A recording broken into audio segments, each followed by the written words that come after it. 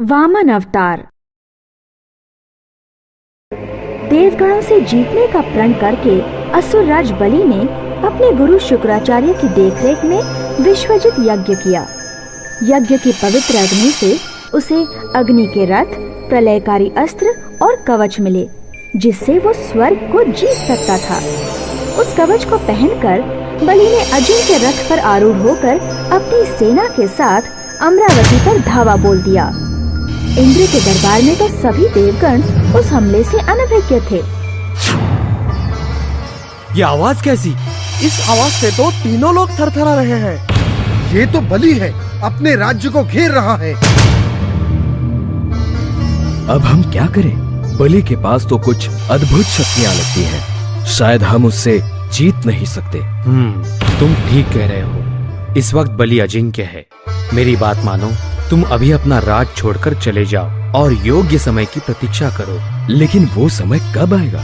जब अपने गुरु की आज्ञा पालन ना करने पर उसे श्राप मिलेगा तब। इंद्र और सभी देवगण स्वर्ग छोड़कर चले गए और बलि ने अपनी असुर सेना के साथ स्वर्ग पर कब्जा कर लिया। मैं अब त्रिलोक का स्वामी हूँ।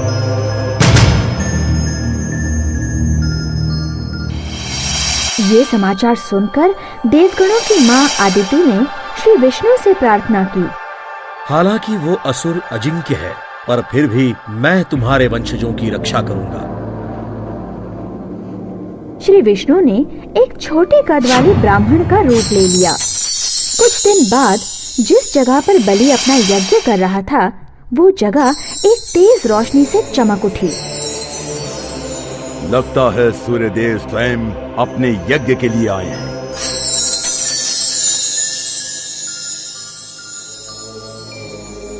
स्वागत है ब्राह्मण। आपके छोटे चरणों के स्पर्श से मेरी भूमि धन्य हो गई। उसने आदर से वामन को स्थान ग्रहण करवाया और उसके पांव धोने लगा। मैं आपके लिए क्या कर सकता हूँ? आपको जो चाहिए आप बिना संकोच मांगिए। क्या चाहिए आपको? स्वर्ण, हाथी, घोड़े, महल या जमीन? मुझे तो जमीन का एक छोटा सा टुकड़ा चाहिए बस, वो भी सिर्फ मेरे 3 कदम का। शायद अपने लिए योग्य विचार करने के लिए आप अभी बहुत छोटे हो, जबकि मैं तो आपको पूरा ब्रह्मांड देने के लिए तैयार था। आपने तो सिर्फ 3 कदम की जमीन मांग ली। जिसके मन का समाधान 3 कदम भूमि से नहीं होता, उसका समाधान इन तीनों लोगों के दान से भी नहीं हो सकता। मुझे तो सिर्फ 3 कदम भूमि चाहिए और मैं 3 कदम भूमि ही लूंगा। ठीक है, जैसी आपकी इच्छा। ये तो श्री विष्णु के अलावा और कोई नहीं हो सकता। ये वामन वास्तव में श्री विष्णु हैं।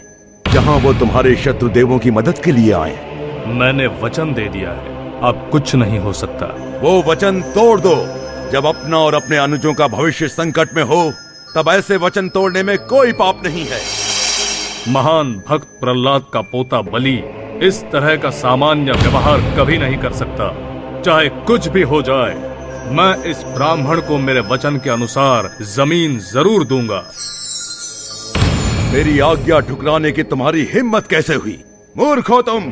तुम्हारा पतन अब निश्चित है। ये ब्राह्मण नहीं है, ये तो विष्णु है। हमें धोखा देने आया है। मेरे गुरु ने मुझे शाप दिया है। हमारा पतन अब अटल है। युद्ध की कोई जरूरत नहीं। वामन का आकार अब अधिकाधिक बढ़ने लगा। बलि और अन्य ऋषि वामन का वो आकार देखकर आश्चर्यचकित हो गए। वामन ने 3 कदम भूमि गिनना शुरू किया। अपने पहले कदम से उसने संपूर्ण पृथ्वी आच्छादित कर दी और दूसरे कदम से स्वर्गलोक। अपने गुरु के दिए हुए शाप के बाद भी ये वीर अपने वचन से पीछे नहीं हटा।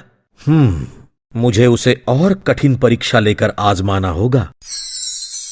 तुमने मुझे 3 कदम भूमि देने का वादा किया था, लेकिन तुम्हारे पास जो भी कुछ है उसे मैंने 2 ही कदम में आच्छादित कर लिया। अपना वचन कैसे पूरा करोगे? अपना तीसरा कदम मेरे सर पर रख दीजिए। उससे ज्यादा मूल्यवान मेरे लिए और कुछ भी नहीं। बलि, अपने गुरु की आज्ञा का उल्लंघन करके उनका शाप पाकर भी तुम अपने वचन से पीछे नहीं हटे। कठोर संकट में भी तुम्हारा धैर्य असामान्य है। तुम्हारी कृति से तुमने मेरे लोक में प्रवेश पा लिया है, जो देवगणों को भी दुर्लभ है। लेकिन उससे पहले तुम्हारी इच्छानुसार तुम इस पूरे युग में त्रिलोक के स्वामी बने रहोगे।